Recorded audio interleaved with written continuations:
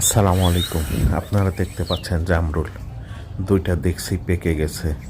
এখন আজকে পারলাম ছাদ বাগান থেকে, এবং মোটামুটি হালকা মিষ্টি এবং খেতেও খারাপ লাগলো না।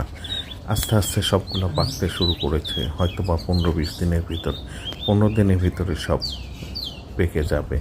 যে পরিস্থিতি দেখলাম, তাপমাত্রা বেশি, তাই এগুলি পাকতে সময় লাগছে না। এবং অনেকগুলো ধরেছে, প্রচুর, একটা গাছে প্রচুর জামরুল, এবং সাদা এবং এই একটু লালচে গোলাপি আকার ধারণ করে। পাকলে খেতে খারাপ লাগে না, হালকা মিষ্টি।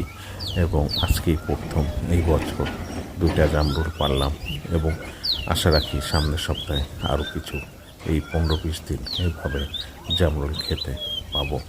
এটাই আনন্দ, নিজের ছাদ বাগানে গাছ লাগিয়ে একটা ফল খাওয়া, সেটা হোক টক